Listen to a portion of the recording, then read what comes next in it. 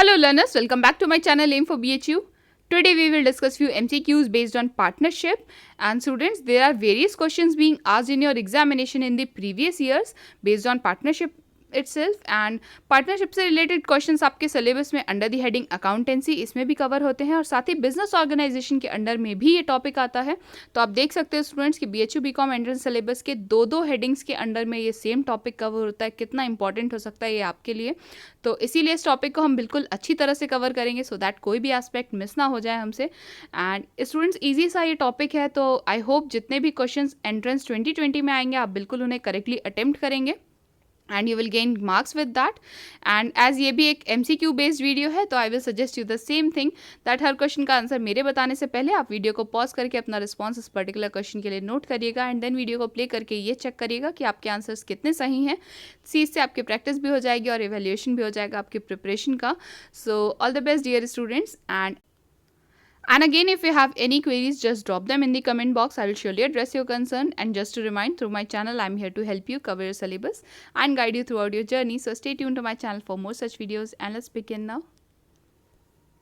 Okay, this first question here we have is, to start a partnership business, what should be the minimum number of partners? So आपसे इस question में पूछ रहा है कि if you want to start a partnership business, minimum number of partners required क्या होगा। ठीक है, तो आई होप इतने इजी से क्वेश्चन का आंसर अभी तक आपने दे दिया होगा स्टूडेंट्स। फिर भी मैं आपके लिए ऑप्शंस पढ़ देती हूँ। यहाँ पे ए ऑप्शन में है 2 minimum partners, B says 10 minimum partners, C says 4 या डी सेज 20। तो इसका आंसर तो अभी तक आपको बिल्कुल आप लोग ने फिगर आउट कर ही लिया होगा, फिर मैं बता देती हूँ। इसका आंसर होगा 2, क्योंकि minimum number of partners at least 2 लोग रिक्वायर्ड होंगे, क्योंकि एक इकलौता पर्सन खुद के साथ तो पार्टनरशिप कर नहीं सकता, ऑब्वियस सी बात है। ठीक है, तो यहाँ पे मिनिमम नंबर्स ऑफ पार्टनर्स तो 2 रहते हैं, लेकिन मैक्सिमम जो है आप मुझे बताइएगा कमेंट बॉक्स में कि मैक्सिमम नंबर ऑफ पार्टनर्स कितने अलाउ होते हैं और किस केस में जो है अलग अलग हैं, ये भी बताइएगा मुझे। ठीक है, next we have question number 2। This says what type of agreement is used to form a partnership business. So partnership business को फॉर्म करने के लिए किस टाइप का एग्रीमेंट यूज होता है, ये पूछ रहा है आपसे इस क्वेश्चन में स्टूडेंट्स। तो A option says it's a written agreement, B says it's a oral agreement,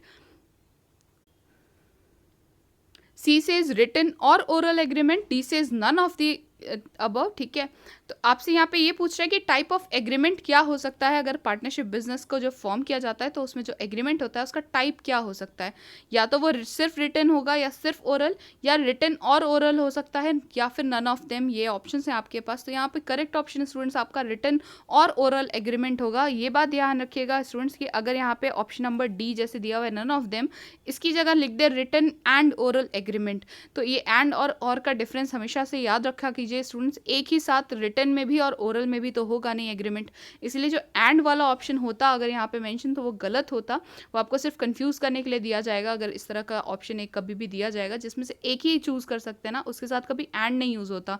ये बात याद रखिएगा स्टूडेंट्स। कई बार इस तरह के क्वेश्चंस मैंने देखे हैं जिनमें MCQs बेस्ड क्वेश्चंस में ही ऐसे ऑप्शन दे देते हैं कि रिटन और ओरल, यहाँ पे जैसे ये सही है, इसी के साथ एक और ऑप्शन होता है रिटन एंड ओरल, तो वो आपको कंफ्यूज करने के लिए होता है। बहुत ध्यान से इसीलिए मार्क किया कीजिए अपने आंसर्स को, अपने रिस्पॉन्सेज को। So here the correct option is option number C. This says written और oral agreement, तो कोई भी टाइप में हो सकता है, या तो written हो सकता है या oral हो सकता है, पार्टनरशिप बिजनेस का जो भी एग्रीमेंट होता है। Okay, next we have question number 3। This says in partnership partners liability are. तो आपसे पूछा है कि पार्टनरशिप के केस में जो पार्टनर्स की लाइबिलिटी होती है वो क्या होती है। ठीक है, you have to complete this sentence with any of these options. तो यहाँ पे ऑप्शंस दिए हुए आपको। A says it's unlimited, B says limited to the capital of the business, C says it's limited, D says both A and C. So student, सबसे पहले आप एक ऑप्शन जैसे एलिमिनेट कर सकते हैं, वो है बोथ ए एंड सी। तो unlimited liability and limited liability एक ही साथ तो नहीं हो सकती, इसलिए हम डी को सीधे सीधे एलिमिनेट कर सकते हैं। एंड अदरवाइज जो हम जानते हैं कि पार्टनरशिप में के केस में जो पार्टनर्स की लाइबिलिटी होती है इट इज़ अनलिमिटेड। ठीक है, it's not limited to only their extent to the capital they have invested, वहाँ तक नहीं होती, अनलिमिटेड होती है। तो इन केस अगर पार्टनरशिप में कोई ऐसा लॉस हो जाता है उस बिजनेस में, तो वो अपनी जो पर्सनल एसेट्स को यूज़ करके उस लॉस को फुलफिल करेंगे। अगर बिजनेस की एसेट्स जो है इतनी सफिशिएंट नहीं है उस पर्टिकुलर लॉस को फुलफिल करने के लिए, तो पार्टनर्स को खुद अपनी जो है पर्सनल एसेट्स को यूज़ करना पड़ता है पे ऑफ करने के लिए वो डेट्स, ठीक है। तो यहाँ पे इसीलिए अनलिमिटेड लाइबिलिटी का यही मतलब होता है स्टूडेंट्स। तो यहाँ पे आपका करेक्ट ऑप्शन होता है A, unlimited. Next we have question number 4, this says is a partnership firm examined as an individual legal entity. So आपसे यहाँ पे पूछ रहा है कि क्या पार्टनरशिप फर्म को एक इंडिविजुअल लीगल एंटिटी की तरह ट्रीट किया जाता है या नहीं। तो यहाँ पे ऑप्शंस भी दे रखे हैं स्टूडेंट्स आपको, A says no, B says yes, C says partially yes. So आप बताइए इसमें से क्या करेक्ट होगा स्टूडेंट्स, क्योंकि एक पार्टनरशिप फर्म को क्या लीगल एंटिटी का एक सेपरेट जो है डिनोमिनेशन मिलता है या नहीं। कंपनीज के केस में तो ये बिल्कुल होता है, बट पार्टनरशिप के केस में ऐसा नहीं है स्टूडेंट्स। एक पार्टनरशिप फर्म को एक सेपरेट लीगल एंटिटी की तरह नहीं ट्रीट किया जाता। तो यहाँ पे आपका करेक्ट ऑप्शन हो जाएगा A, it says no, it's not a legal entity, ठीक है। कोई सेपरेट लीगल एंटिटी नहीं होती है पार्टनरशिप फर्म की। Okay, next we have question number 5, this says what is interest on drawings. आपसे पूछ रहा है कि इंटरेस्ट ऑन ड्राइंग्स क्या होता है, क्या किया जाता है, उसका ट्रीटमेंट बेसिकली यहाँ पे पूछ रहा है आपसे, क्योंकि ऑप्शंस आपको जिस तरह दिए हुए हैं आपको देख के पता चलेगा कि ये आपसे बेसिकली इस ट्रीटमेंट पूछ रहा है कि किस तरह से इसको ट्रीट किया जाएगा।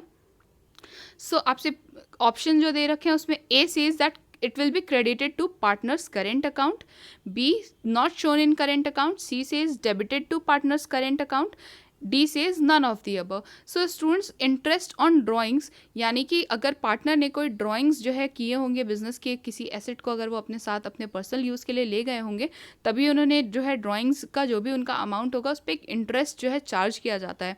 ये इंटरेस्ट एक चार्ज एक्सपेंस की तरह समझ लीजिए इसे। तो ये क्या होगा, हमेशा पार्टनर्स के करेंट अकाउंट में डेबिट किया जाता है इसे, और इसीलिए यहाँ पे आपका करेक्ट ऑप्शन होगा सी, ऑप्शन नंबर सी आपका करेक्ट है यहाँ पे students. It will be debited to partners current account. Okay, next we have question number 6, this is saying what is partnership written agreement known as. So अगर partnership के case में जो written agreement होता है ना, हम उसे क्या कहते हैं ये पूछ रहा है आपसे यहाँ पे। तो यहाँ पे आपके ऑप्शन दिए हुए हैं, A partnership contract, B says agreement, C says partnership deed, या D says partnership act. And I hope अभी तक सबने आंसर कर लिया होगा स्टूडेंट्स, क्योंकि ये बहुत ही ईजी सा क्वेश्चन है, ठीक है। पार्टनरशिप डीड बोलते हैं हम रिटन एग्रीमेंट को।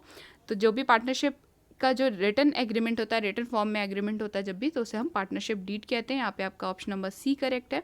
Next we have question number 7, this says no partnership agreement, what will be the percentage of profit sharing ratio between them। सो यहाँ पे क्वेश्चन में सिर्फ यही मेंशन है स्टूडेंट्स कि अगर कोई पार्टनरशिप एग्रीमेंट हो ही ना, एग्जिस्ट ही ना करते हो, तो पार्टनर्स के बीच का पार्टनरशिप जो प्रॉफिट शेयरिंग रेशियो होगा ना, क्या परसेंटेज में होगा वो, ये पूछ रहा है आपसे यहाँ पे।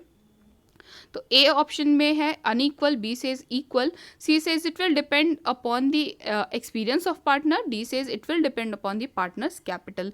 सो अगर कोई भी तरह का जो है एग्रीमेंट नहीं होता है, किसी भी तरह का एग्रीमेंट ओरल रिटन किसी भी तरह का नहीं होता, तो ऐसे केसेस में क्या होता है, जो पार्टनर्स के बीच में जो प्रॉफिट शेयरिंग रेशियो होता है वो इक्वल होता है। इस बात से कोई फ़र्क नहीं पड़ता कि पार्टनर कितने एक्सपीरियंस हैं और उन्होंने कितनी जो है कैपिटल कंट्रीब्यूट की है, हमेशा वहाँ पे इक्वल प्रॉफिट शेयरिंग रेशियो होगा, ठीक है। तो आपका ऑप्शन नंबर बी करेक्ट है स्टूडेंट्स, इसे मार्क कर लीजिएगा।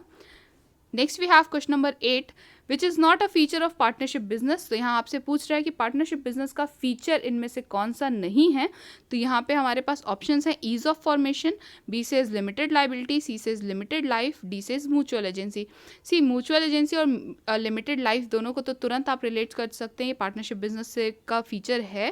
क्योंकि लिमिटेड लाइफ क्यों होती है पार्टनरशिप बिजनेस की, क्योंकि किसी भी तरह से अगर पार्टनर को हम नए पार्टनर को एडमिट करें या पुराने पार्टनर्स में किसी की डेथ हो जाए या रिटायरमेंट हो जाए, तो भी तुरंत से पार्टनरशिप जो होती है ना वो टर्मिनेट हो जाती है।